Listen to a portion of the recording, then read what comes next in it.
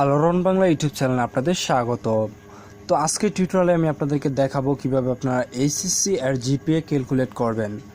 এটাই আমি আপনাদেরকে দেখানোর আগে একটি কথা বলে নিচ্ছি, যারা আলোড়ন বাংলা চ্যানেলটিকে এখনও সাবস্ক্রাইব করেনি তারা এই চ্যানেলটিকে সাবস্ক্রাইব করে নেবেন এবং সাবস্ক্রাইবের পাশে থাকা যে বেল আইকনটি রয়েছে তার মধ্যে একটা ক্লিক করে দেবেন আমাদের এই চ্যানেলের ভিডিও সবার আগে পাওয়ার জন্য। তো চলুন কথা না বাড়িয়ে শুরু করা যাক। তো প্রথমে দেখতে পাচ্ছেন যে উপরে দেওয়া আছে সাবজেক্ট নেম, তারপর গ্রেড। তো এখানে প্রত্যেকটা সাবজেক্টের নাম কিন্তু এখানে দেওয়া রয়েছে, যেমন বাংলা, ইংরেজি, টেকনোলজি। তো এটা আমি সংক্ষেপে দিলাম। তো এটা হচ্ছে তথ্য ও যোগাযোগ প্রযুক্তি। তারপরে হচ্ছে যে স্টার সাবজেক্ট, অপশনাল সাবজেক্ট।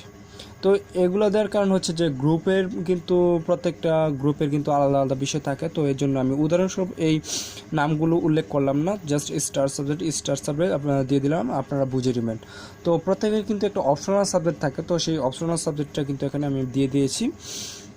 তো দেখতে পাচ্ছেন যে গ্রেড, তো এই গ্রেডগুলো A-B A, তো এই গ্রেডগুলো আমি আপনাদের উদাহরণস্বরূপ দিয়েছি, জাস্ট আমি আপনাদের বোঝানোর সাথে এই গ্রেডগুলো দিয়েছি।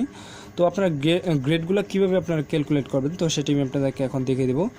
যেমন ধরুন বাংলায় আপনি কী পেলেন A-, তো A- পয়েন্ট কত? A- পয়েন্ট হচ্ছে 3.50। তো 3.50 এটা দিয়ে দিবেন, আপনারা এভাবে দিয়ে দিবেন। তারপর হচ্ছে ইংলিশ, ধরুন আপনি ইংলিশে কী পেলেন? বি পেলেন। তো বি এর পয়েন্ট কত? বি এর পয়েন্ট হচ্ছে কত? 3.00। তো 3.00 আপনারা দিয়ে দিবেন। তারপর হচ্ছে তথ্য ও যোগাযোগ প্রযুক্তি,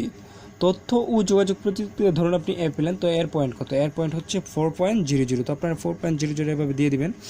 তারপর ধরুন আপনি গ্রুপের একটা সাবজেক্ট আপনি কী পেলেন? সি পেলেন। তো সি এর পয়েন্ট কত? সি এর পয়েন্ট হচ্ছে 2.00। তো এভাবে আপনারা দিয়ে দিলেন। তারপর ধরুন গ্রুপেরই আরেকটা বিষয় আপনি কী পেলেন? এ প্লাস পেলেন। তো এ প্লাসের পয়েন্ট কত? এ প্লাসের পয়েন্ট হচ্ছে যে 5.00।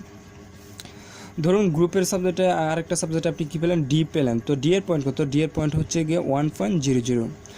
তারপরে হচ্ছে সর্বশেষ যেটা রয়েছে সেটা হচ্ছে অপশনাল সাবজেক্ট। তো অপশনাল সাবজেক্ট এখানে একটা কিছু বোঝার বিষয় রয়েছে, সেটা হচ্ছে যে আপনি অপশনাল সাবজেক্টের যত পয়েন্টই পান না কেন সেখান থেকে আপনারা 2.00 বাদ দিয়ে দিবেন। তো অপশনাল সাবজেক্টে দেখতে পাচ্ছেন এখানে বি দেওয়া রয়েছে। তো বি এর পয়েন্ট কত? বি এর পয়েন্ট হচ্ছে গিয়ে 3.00। তো 3.00 থেকে আপনি যদি 2.00 বাদ দিয়ে দেন তো থাকে কত? 1.00। তো আমি আবারও বলছি, অপশনাল সাবজেক্টে আপনি যত পয়েন্টই পান না কেন, ধরুন আপনি অপশনাল পয়েন্টে সাবজেক্ট আপনি এ পেলেন, তো এর পয়েন্ট কত? 4.00। তো 4.00 থেকে আপনি যেটা করবেন সেটা হচ্ছে যে 4.00 থেকে আপনি 2.00 বাদ দিয়ে দেবেন।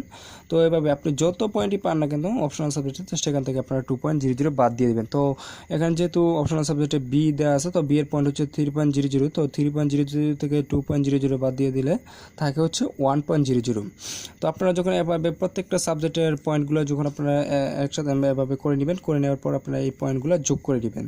তো আমি এখন যোগ করছি 3, 6, 10, 12, 17, 18, 19, 19 আর 19.5। তো 19.5 এটা আপনারা কী করবেন? এই পয়েন্টগুলো আপনারা যতই হোক না কেন আপনি এভাবে যোগ করে নেবেন। যোগ করে নেওয়ার পর যেটা করবেন সেটা হচ্ছে 6 দিয়ে আপনারা কী করবেন? ভাগ করবেন। তো 6 দিয়ে যদি এই পয়েন্টগুলো ভাগ করা হয় তাহলে পয়েন্ট গিয়ে দাঁড়ায় হচ্ছে গিয়ে 3.25। তো এখানে জিপিএটা হচ্ছে গিয়ে 3.25।